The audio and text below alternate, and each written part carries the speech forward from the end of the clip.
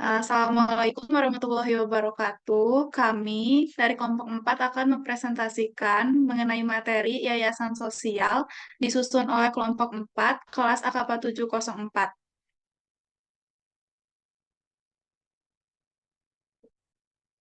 Materi yang kami sampaikan adalah satu, nama anggota, dua, pengertian, tiga, tujuan, empat, fungsi, lima, jenis-jenis, enam, dasar hukum, tujuh, syarat-syarat, delapan, contoh transaksi, sembilan, laporan keuangan.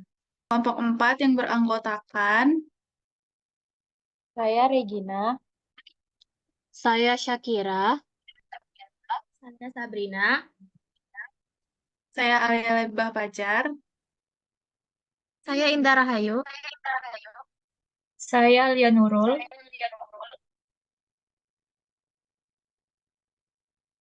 Satu, pengertian yayasan. Yayasan adalah sebuah badan hukum yang bergerak dalam bidang sosial, kemanusiaan, dan keagamaan. Yayasan memiliki kekayaan tersendiri dari berbagai macam sumber.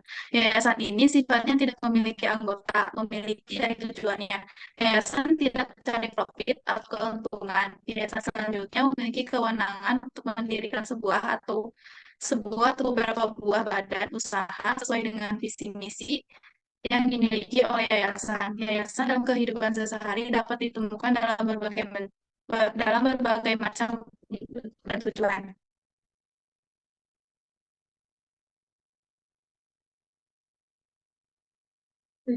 Tujuan utama yayasan adalah memberikan bantuan kepada masyarakat yang kurang mampu, seperti penyediaan makanan, pakaian, layanan kesehatan, dan pendidikan.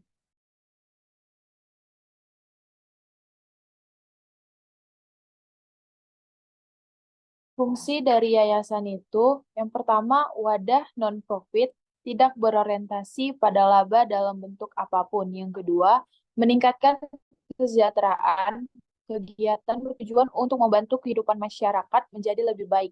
Yang ketiga, perlindungan kesejahteraan. Dengan adanya yayasan dapat menambah suatu perlindungan hak kepada orang-orang yang berada pada lingkup yayasan. Yang terakhir, pelayanan sosial, memberikan layanan sosial kepada seseorang yang membutuhkan sesuai dengan porsinya masing-masing.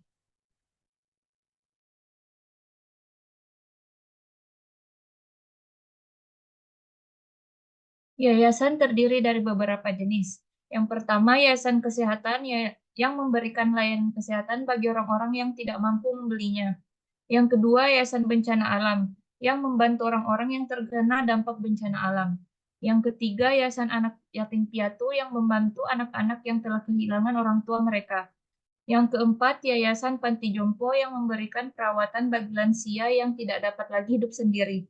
Yang kelima, yayasan penyandang disabilitas yang membantu penyandang disabilitas untuk hidup mandiri.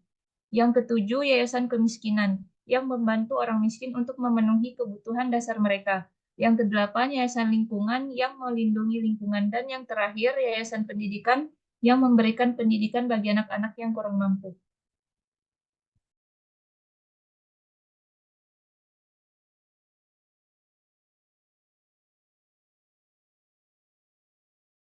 Dasar hukum yayasan sosial. Dasar hukum pendirian yayasan di Indonesia diatur dalam Undang-Undang Nomor 16 Tahun 2001 tentang yayasan. Undang-undang yayasan ini mengatur tentang syarat, prosedur, hak, dan kewajiban pendirian serta pengelolaan yayasan di Indonesia. Yayasan juga harus mematuhi peraturan perundang-undangan yang berlaku seperti Undang-Undang Ketenagakerjaan, Undang-Undang Pajak, dan peraturan daerah setempat. Berdasarkan Undang-Undang Nomor 16 Tahun 2001, Nomor 28 Tahun 2004, pada pasal 1 ayat 1 disebutkan bahwa yayasan adalah badan hukum yang terdiri atas kekayaan yang dipisahkan dan diperuntukkan untuk mencapai tujuan tertentu di bidang sosial, keagamaan, dan kemanusiaan yang tidak mempunyai anggota. Dasar hukum pendirian yayasan di Indonesia juga diatur dalam Undang-Undang Nomor 28 Tahun 2004 tentang perubahan atas Undang-Undang Nomor 16 Tahun 2001 tentang yayasan yang disahkan pada 6 Oktober 2004. Meskipun dalam pasal 3 Undang-Undang Nomor 28 Tahun 2004 diatur bahwa yayasan tidak boleh menerima gaji atau honor, yayasan secara hukum diizinkan untuk melakukan aktivitas bisnis secara tidak langsung dengan mendirikan suatu bidang usaha. Pada pasal 7 Undang-Undang Nomor 28 Tahun 2004 menyatakan bahwa yayasan boleh mendirikan badan usaha untuk kegiatan bisnis, misalnya dalam bentuk PT atau CV, selama badan usaha tersebut masih sejalan dengan maksud dan tujuan yayasan didirikan.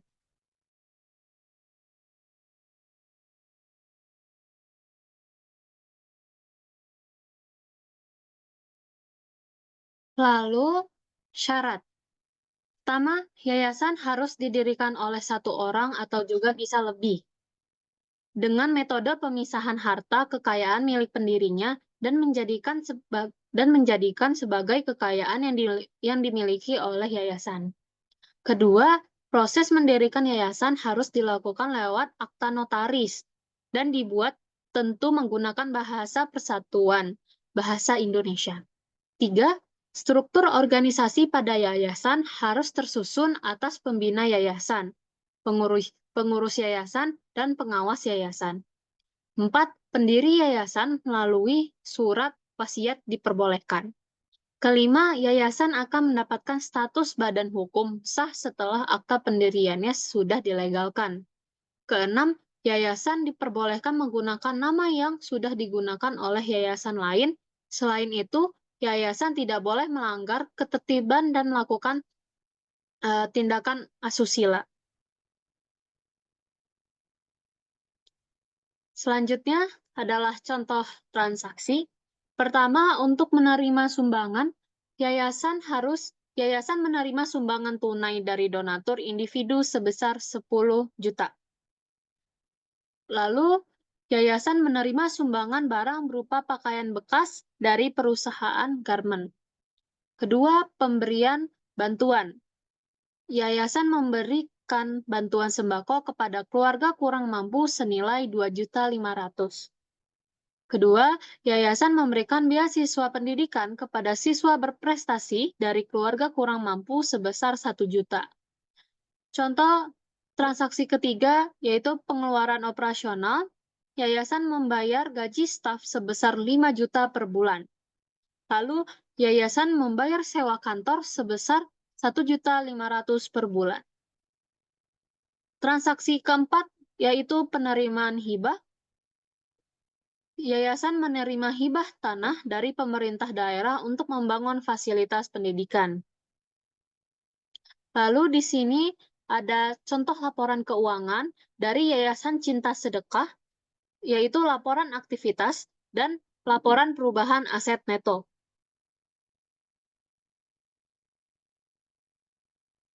Kesimpulannya, presentasi ini memberikan gambaran umum tentang lingkup bisnis yayasan sosial, contoh transaksi yang terjadi, serta laporan keuangan yang disajikan sesuai dengan standar akuntansi untuk organisasi nirlaba. Baik, sekian presentasi dari kelompok 4. Mohon maaf jika ada kesalahan. Waalaikumsalam warahmatullahi wabarakatuh. Waalaikumsalam.